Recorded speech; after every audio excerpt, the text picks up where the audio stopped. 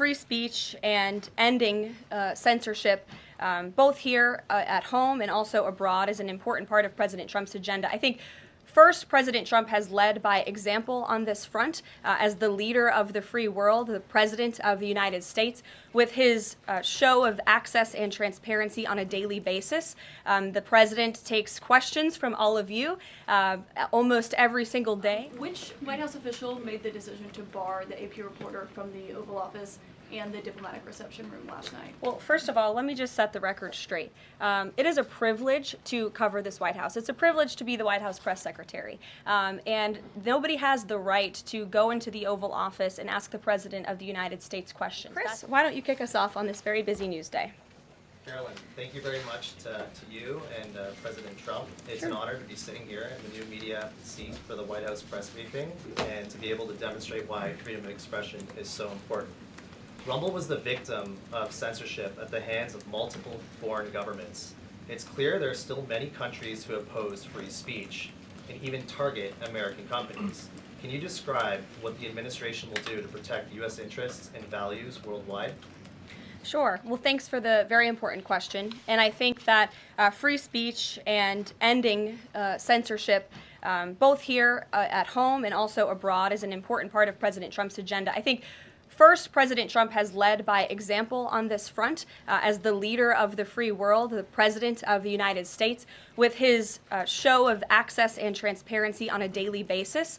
The president takes questions from all of you almost every single day and really reveals what he's thinking and feeling, and I think that serves as a great example to the rest of the world.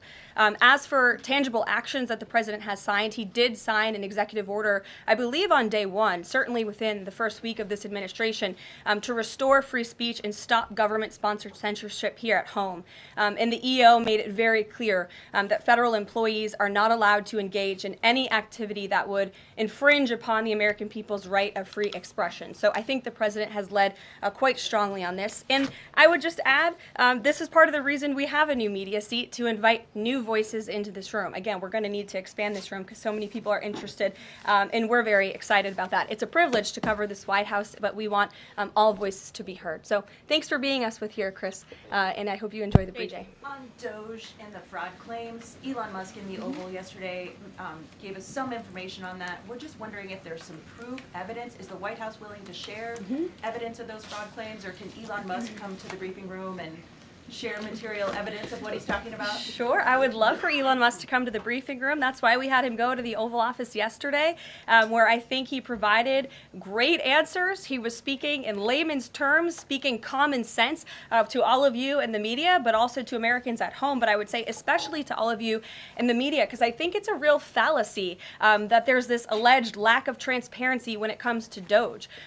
President Trump and Elon Musk have been incredibly transparent on what DOJ is doing. There is an X account with the DOJ handle. They are tweeting out what they are doing on a daily basis. They have a website where they are posting the receipts of the contracts that they are reviewing and the payments that they have stopped from going out the door. The secretaries of our departments have stopped from going out the door. And I would also say that before it was Elon Musk making our government efficient and accountable, it was some unnamed bureaucrat that none of you knew. Elon Musk is the richest man in the world. He's also now one of the most highly scrutinized men in the world alongside President Trump because of what he's doing and the access that he is allowing. So there's great transparency.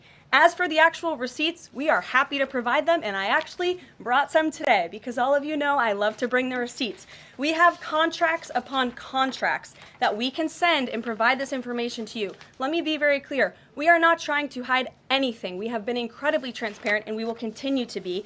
These are screenshots of contracts that DOJ found across our government. This is a DEI contract, $36,000 for U.S. citizenship and immigration services. That is against the president's policies and his America First agenda. This is a $3.4 million contract, a Council for Inclusive Innovation at the U.S. Patent and Trademark Office, Department of Commerce, another DEI contract that DOJ identified. I can continue to go through these. Oh, I love this one. $57,000 for climate change in Sri Lanka. What is this doing to continue the interests of the American people? Absolutely nothing. These are the line items across the federal government that DOGE is identifying daily. They're moving very fast. There's a lot of paper that we can show you, but we're happy to do it. This administration has been more than transparent about what DOGE is doing. And here's one of their tweets that they posted about the mine. I believe this is in Pennsylvania, where the federal employee retirement system is being processed. Did anybody know this was even happening in our country before Elon Musk talked about it in the Oval Office yesterday? A lot of Americans didn't. So we are providing transparency and accessibility on a daily basis when it comes to DOGE. And I also have a DOGE daily report, if anybody would like it, on all of the things that they are identifying and finding. We're happy to provide this information to you. We're talking about it every single day. Are all those things you just mentioned fraud, or are they waste, or are they just contrary to the president's policies? I would argue that all of these things are fraudulent, they are wasteful, and they are an abuse of the American taxpayer's dollar. This is not what the government should be spending money on. It's contrary to the president's priorities and agenda. And again, we can continue to provide you the receipts for all of the fraud, waste, and abuse. And if anybody in here wants to argue that the federal government is not fraudulent in some capacity, be my guest, because I think the American people watching at home would beg to differ. Caroline. Mary. Hey, more on the judges. Does the White House believe the courts have the authority to issue these nationwide injunctions? We believe that the injunctions that have been issued by these judges have no basis in the law and have no grounds, and we will, again, as the president said very clearly yesterday, comply with these orders, but it is the administration's position that we will ultimately be vindicated, and the president's executive actions that he took were completely within the law, they were constitutional, and we look forward to the day where he can continue to implement his agenda. And I would just add, it's our view that this is the continuation of the weaponization of justice that we have seen against President Trump. He fought it for 2 years on the campaign trail. It won't stop him now. Brian. Yes. I want to go back to DOGE just for a second. Earlier, the subcommittee headed by Chairman Marcia Taylor Greene, her and her staff discovered $2.7 trillion in improper payments to Medicare, Medicaid, overseas, to people who should not have gotten it. Some in this room might have missed that press conference. Can you elaborate on what the president is thinking at this point? Well, again, that's another example. There's a very long list of the fraud, waste, and abuse that DOGE is identifying on a daily basis. Elon Musk also talked about yesterday about Social Security payments that are going out the door for people who are no longer with us, unfortunately. I would say that is certainly fraud. There's also a lot of contracts they've identified that, just as a hypothetical example, are $1 million, but only 500,000 went out the door. So where's the rest of that cash? And so that's the thing. Those are the things that DOGE is working on every single day. And I would just remind everybody in this room, this is what President Trump campaigned on doing. He's delivering on a promise that 77 million people elected him to do. James. Thank you very much, Caroline. Two foreign policy questions, if I may. Sure. First, the statement that was released after this morning's phone calls identified Mr. Witkoff as the special envoy who will be part of the delegation that undertakes to resolve the Russia-Ukraine war. I had thought that that individual was General Kellogg, and so can you clear that up? Sure, I'd be happy to. As you mentioned, the president, in his truth, following the phone call with Vladimir Putin, said that he has asked Secretary of State Rubio, the director of the CIA, John Ratcliffe, our national security advisor here at the White House, Michael Watts, and Steve Witkoff to lead the negotiations. As for General Keith Kellogg, he remains a critical part of this team in this effort. He's played a tremendous role in getting the negotiations to this point, and he's very much still part of the Trump administration. The other subject is Iran. I took note of President Trump's comments in his Super Bowl interview with our colleague Brett Baer to the effect that he wants to do a deal with Iran. However, that interview appeared after the supreme leader of Iran, the Ayatollah Ali Khamenei, had already ruled out any additional negotiations with the United States. So kind of a two-part question. A, what gives the president any confidence that Iran will come to the table? And B, more fundamentally, why is the president interested in doing a deal with Iran instead of doing everything he can, perhaps short of U.S. military intervention, to try and hasten the end of what many of his own supporters regard as an evil regime? Well, the president has made it very clear that he will never allow Iran to have nuclear capabilities. That is a red line that he has drawn, and he will not allow that to happen.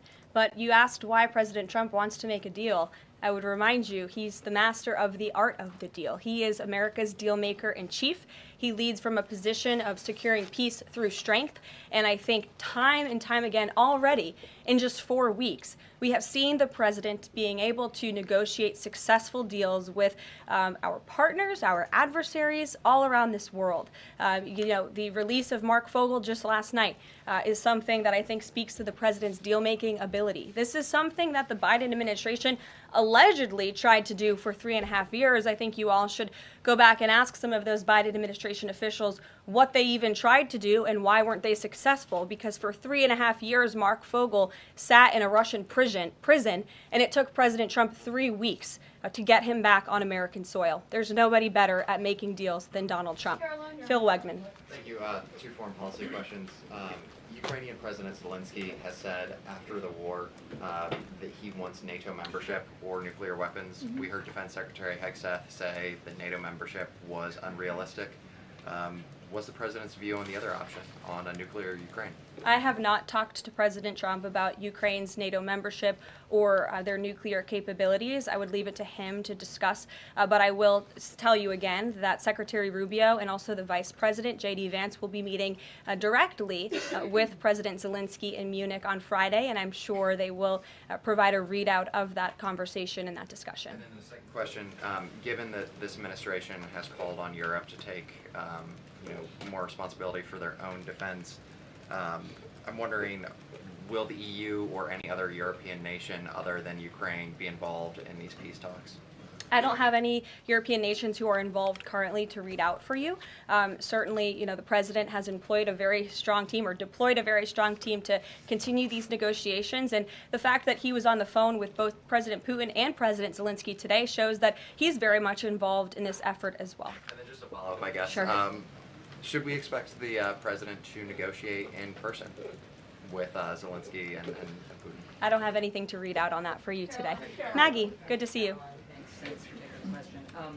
You talked about the transparency with Doge and Elon Musk's press availability yesterday. There is a conflict of interest law in place that says that people who have personal interests can't interact with government entities that could touch on those. Has President Trump signed a waiver for Elon Musk? Does such a thing exist? If it does, will you guys release it in the interest of transparency that he's committed to? I have not seen the law that you are referring to. What I can tell you is that Elon Musk, as I've confirmed before, is a special government employee. He is filing the proper financial disclosure, and he is complying with all applicable federal laws. As you also heard, Elon address this directly yesterday in the alleged conflict of interest, and he said everything he's doing is very public, and if you all perceive a conflict of interest, you're welcome to bring that up. And as the president said, if he feels like Elon is engaging in something that's a conflict of interest, he will tell Elon not to do that. And Elon also said yesterday that before he moves forward with anything, he consults with the President of the United States. So we're very confident with the ethics and the guardrails that have been put in place here. Caitlin. Thanks, Caroline. I have a few things for you, but on the commitment by President Trump, he said that he and President Putin agreed to visit each other's respective nations.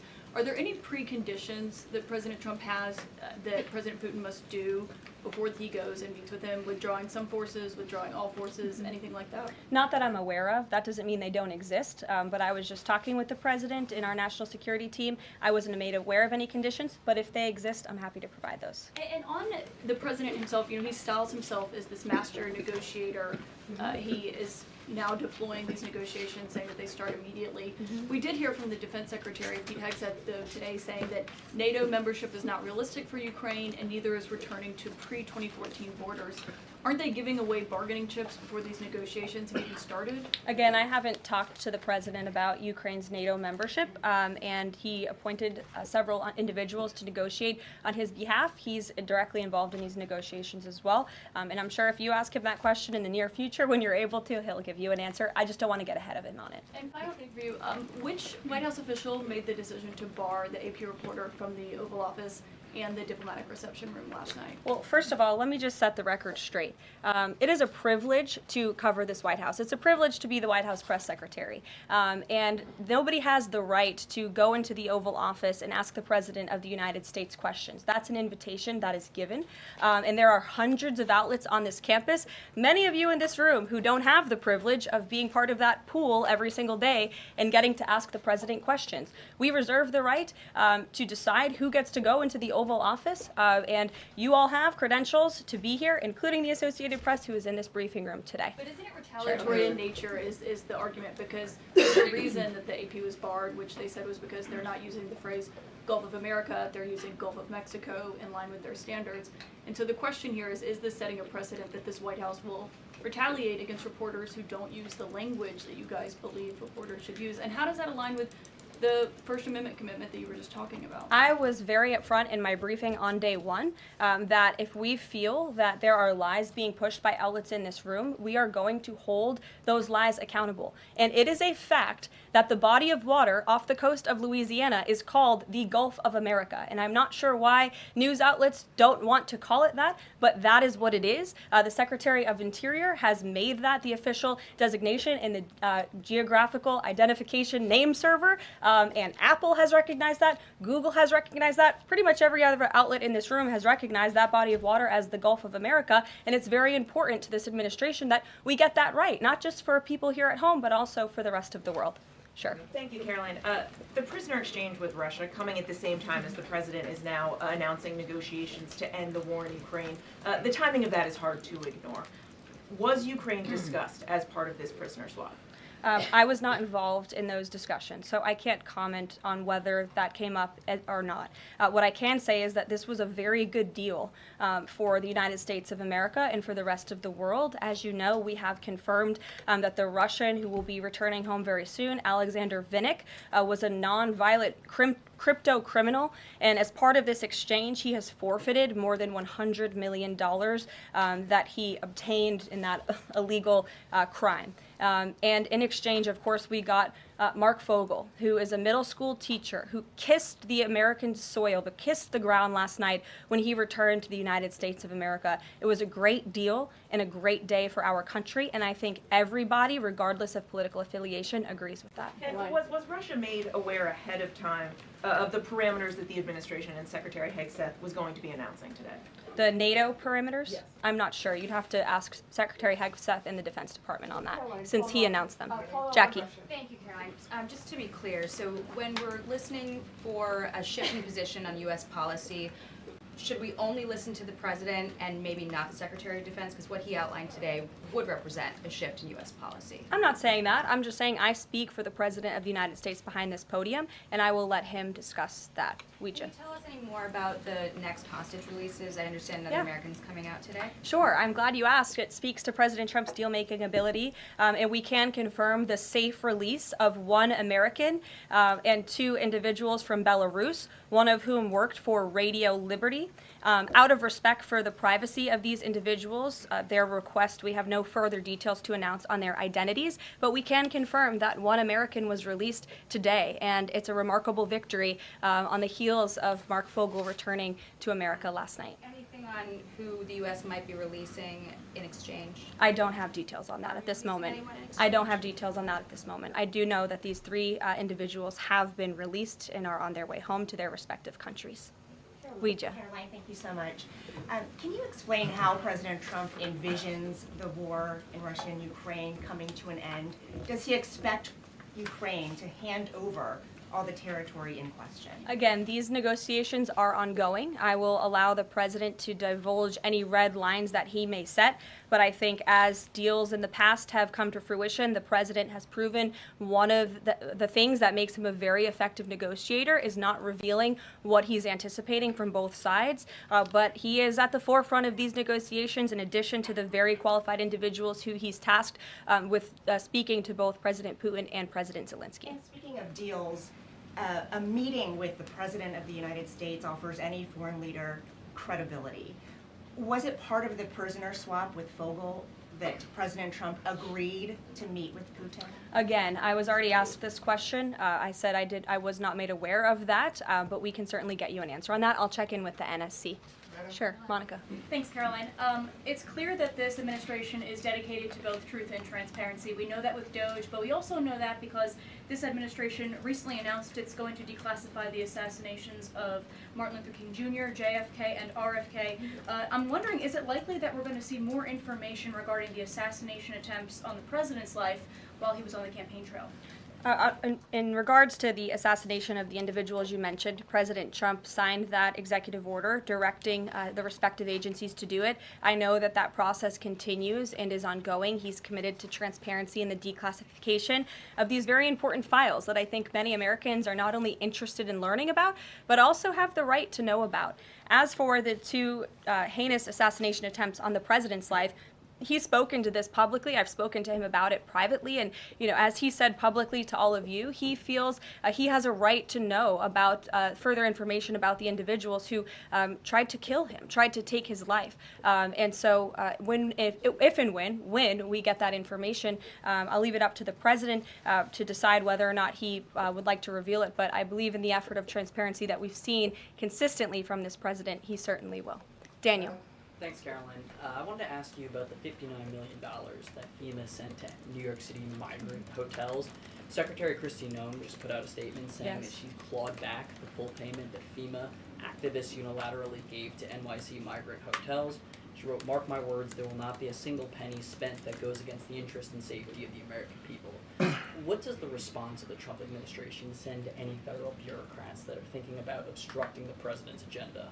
They will be held accountable. The president is signing executive orders daily, and he expects all officials across the administration, regardless if they are a political appointee or if they are a career bureaucrat, to adhere to the will of the American people and the 77 million Americans who reelected President Trump. He is here for a reason, and he is focused every day on implementing his administration's goals and sending $59 million to a migrant hotel to house illegal immigrants when there are still people in North Carolina and California who have not received FEMA funding is not something that this administration is going to tolerate.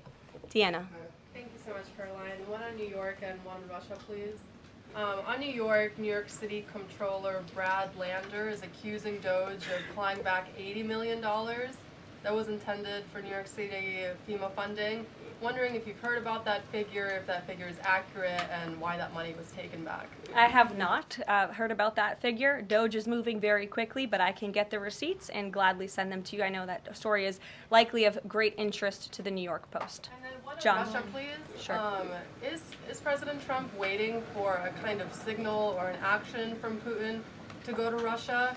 And would he be willing to go to Ukraine in the future? I don't have any decisions to make on the president's potential visit to Russia or any in-person meeting at this time.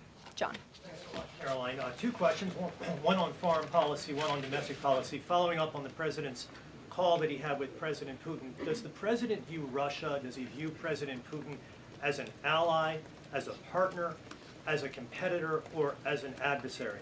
I believe this nation views Putin and Russia as a great competitor in the region, at times an adversary, but as the president has said as well, he enjoys having good diplomatic relationships with leaders around the world, finding that common ground, also calling them out when they are wrong, and leading from a position of peace through strength. That's the president's greatest strength, and we've seen that again, time and time again. And then as you pointed out in your statement regarding the confirmation of Tulsi Gabbard, there was one Republican who voted against the nomination of Tulsi Gabbard. It was Senator Mitch McConnell. Similarly, how does the administration view Senator McConnell? Can he be a partner in the president's legislative agenda? Are you disappointed that he voted against not only Tulsi Gabbard, but also Pete Hegseth to be the defense secretary? I think we're greatly disappointed in any Republican who chooses willfully to vote against the president's exceptionally qualified cabinet nominees and picks to lead his America First administration.